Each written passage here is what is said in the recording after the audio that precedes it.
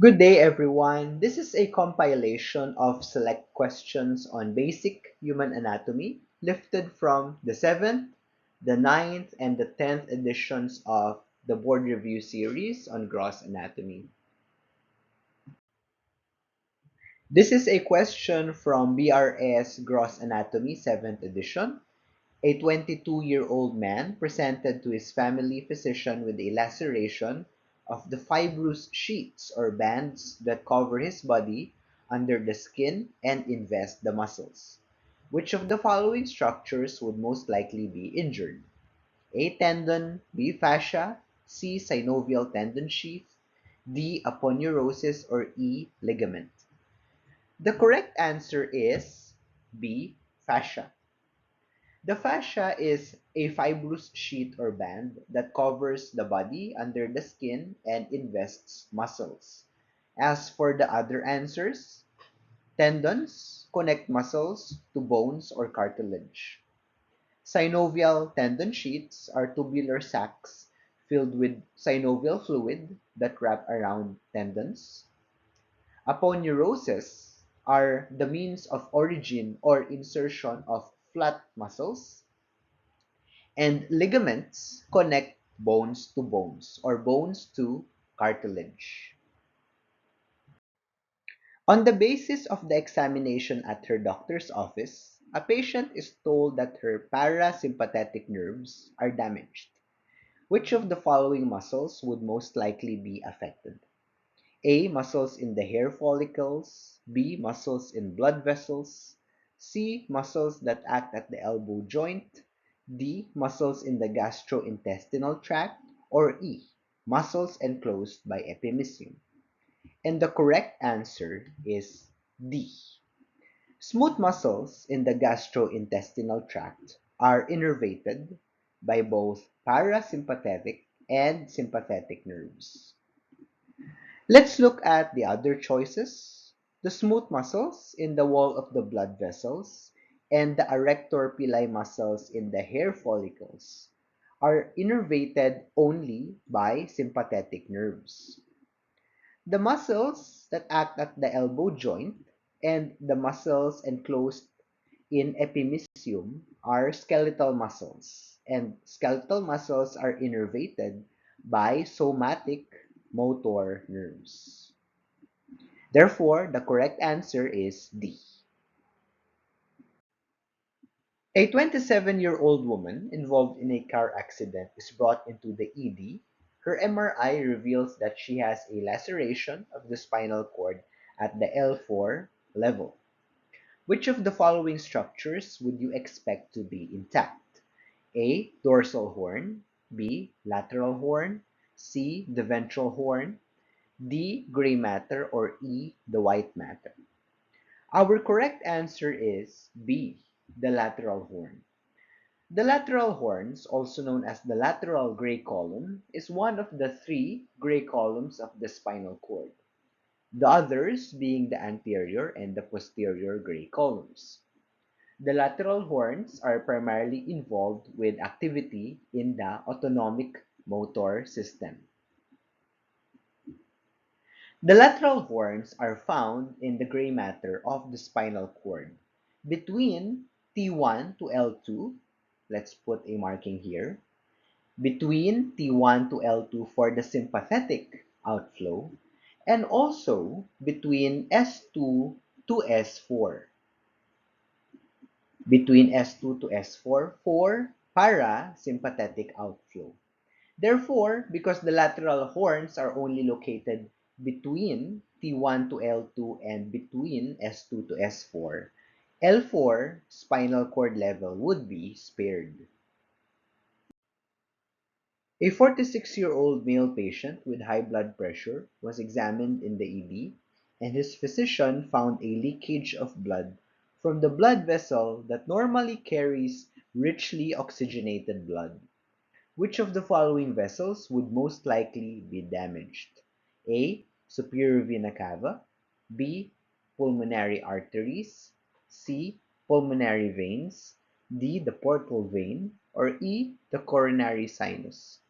We are therefore looking for the blood vessels that carries oxygenated blood, and therefore the correct answer is C, the pulmonary veins. The pulmonary veins return oxygenated blood from the lungs to the heart.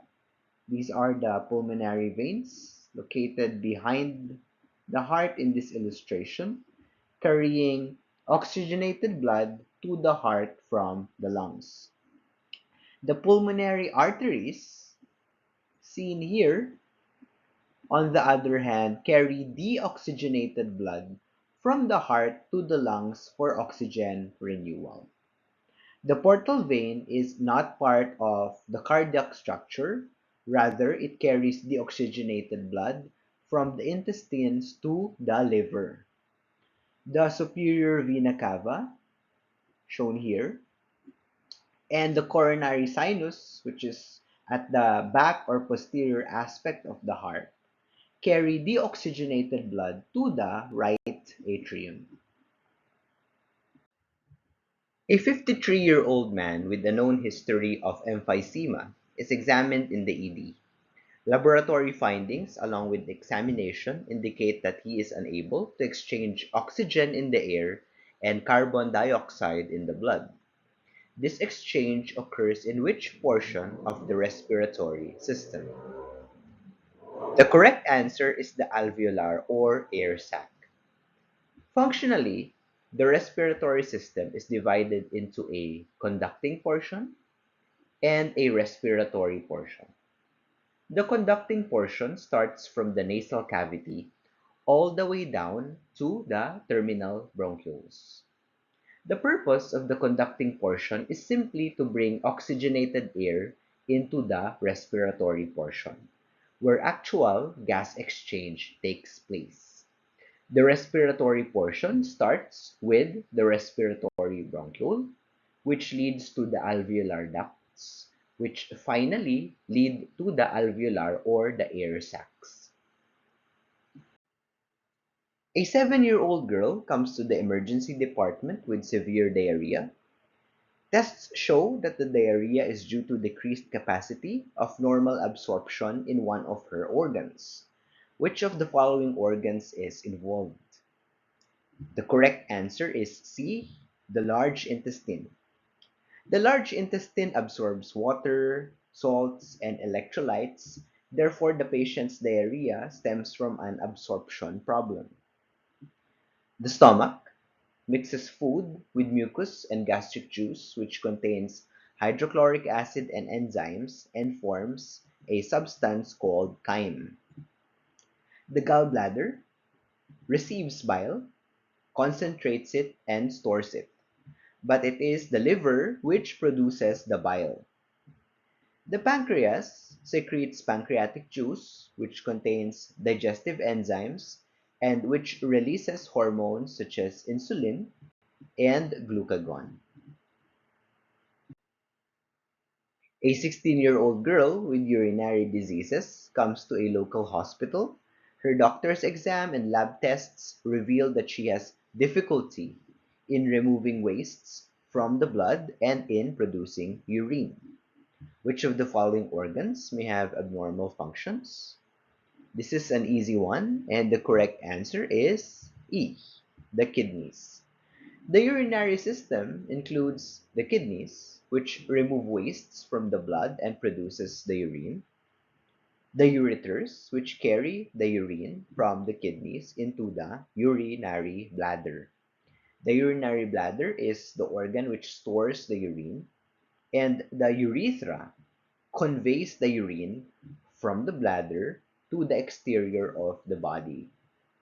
The spleen is not part of the urinary system, rather, it filters blood to remove particulate matter and cellular debris.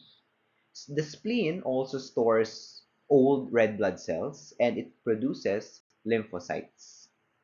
Because the patient is not producing urine properly, the malfunctioning organs are the kidneys. A 29-year-old woman with abdominal pain was admitted to a local hospital. An examination shows that a retroperitoneal infection is affecting a purely endocrine gland. Which of the following structures is infected? The correct answer here is B, the suprarenal gland. I have a separate video, a mnemonic, on how to remember the retroperitoneal organs. The suprarenal gland, or better known as the adrenal gland, is a retroperitoneal organ and is a purely endocrine gland. The pancreas is also retroperitoneal and it contains endocrine cells, but it is not a purely endocrine gland.